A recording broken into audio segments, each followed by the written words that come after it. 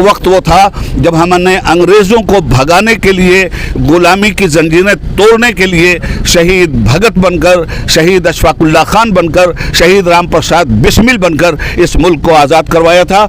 आज हमारी आज़ादी ख़तरे में पड़ गई है। जितनी कुर्बानी 1947 में हिंदुस्तान की आज़ादी के लिए दी गई थी, उससे ज़्यादा कुर्बानी हिंदुस्तान की सादा की रक्षा और सुरक्षा के लिए देने की ज़रूरत है।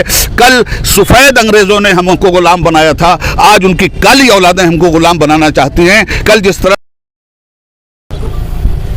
आप एक ऐसे शख्सियत हैं, पार्लियामेंट का चुनाव हो रहा है और ऐसे मौके पे आप सारे जहां को क्या संदेश देना चाहते हैं?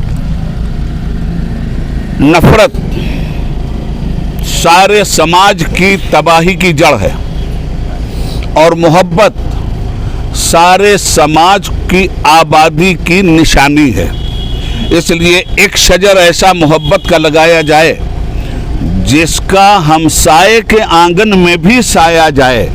जो लोग नफरत की राजनीति कर रहे हैं, इनके नफरती शामियाने से जो हिंदू, मुस्लिम और इंसानियत के घरों में आग लग रही है, मोहब्बत के पानी से उसे बुझाने की ज़रूरत है।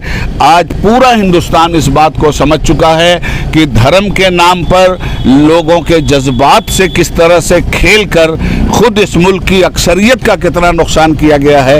अब आज ये खेल है कि 400 पार, इसका मतलब कि बाबा साहब भीमराव अंबेडकर का दिया हुआ संविधान ख़त्म।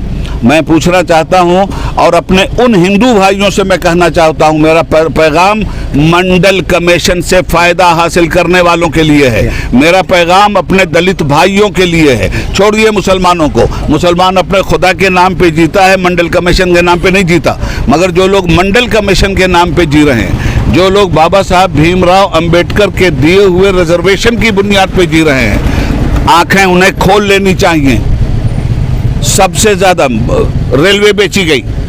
मंडल कमीशन में जो 27% बैकवर्ड को रिजर्वेशन मिला, वो ख़त्म हुआ कि नहीं? हवाई जहाज़ बेचे गए, एयरपोर्ट बेचा गया, सर्विस कहाँ रहेगी? गवर्नमेंट की संपत्ति बेच रहा है मोदी जैसा मूजी, कहाँ रहेगा ये सब?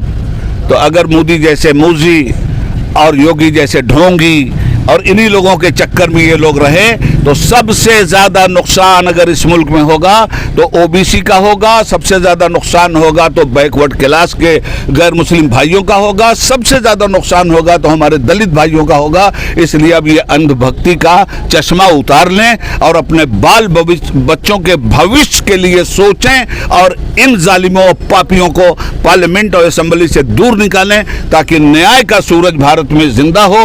और ये जो हमारी आज़ादी पे गुलामी का शब खून मारा जा रहा है, एक वक्त वो था जब हमने अंग्रेज़ों को भगाने के लिए, गुलामी की जंजीरें तोड़ने के लिए शहीद भगत बनकर, शहीद अशफाकुल्लाह खान बनकर, शहीद राम प्रसाद बिस्मिल बनकर इस मुल्क को आज़ाद करवाया था।